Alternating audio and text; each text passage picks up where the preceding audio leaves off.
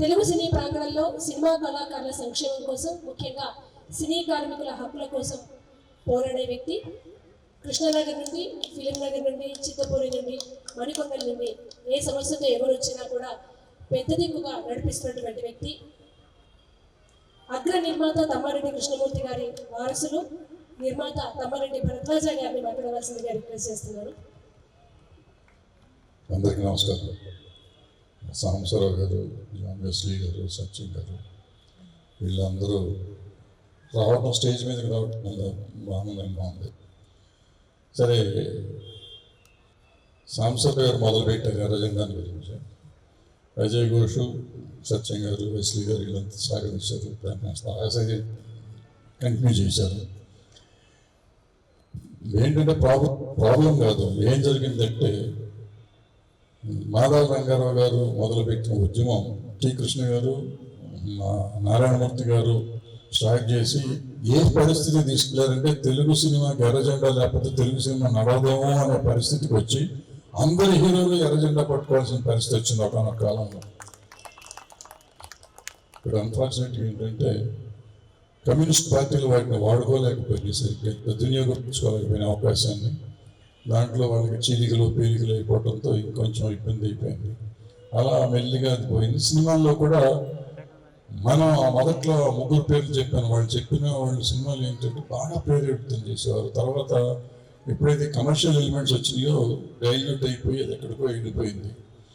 ఇప్పుడు అజయ్ ఘోష్ చెప్పినట్టు సైకిల్ తిరుగుతుంది, మళ్ళీ వస్తుంది, మళ్ళీ ఎప్పుడు రావాల్సిందే.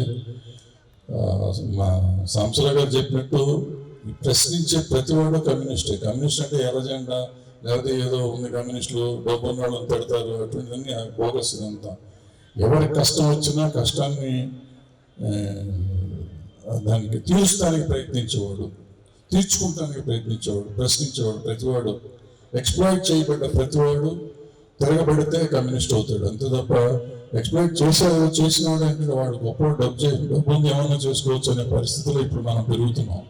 అక్కడి నుంచి బయటికి రావాలి అని ఇలాంటి సినిమాలు తీసి ప్రేరేపించే పరిస్థితి ఉండింది.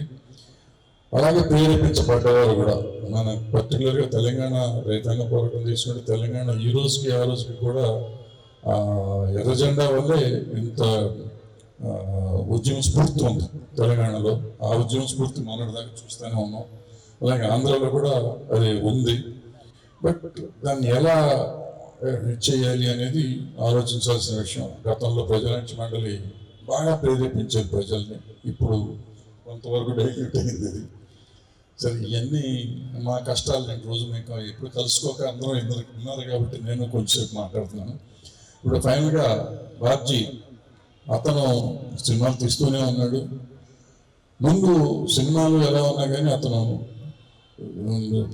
ఏఎస్ఎఫ్ని కానీ లేకపోతే ప్రజానాట్య మండలి కానీ నమ్ముకొని, పార్టీని నమ్ముకొని, పార్టీ కోసం తన కష్టం కనబడతాడు. ఇండస్ట్రీలో వచ్చి అప్పటి నుంచి నేనున్నాను, అతను వచ్చి నేనే ఉన్నా ప్రజానాట్య మండలి అంటే వీడేవాడు కొత్తగా వచ్చాడు, వీడేం చేస్తాడు అనుకునేవాడు. నేను 15 ఏళ్ళ నుంచి పాప పోరాటం చేస్తున్నాడు, లాగుతున్నాడు బండిని, అద్భుతంగా పనిచేస్తున్నాడు తమ్ముడు.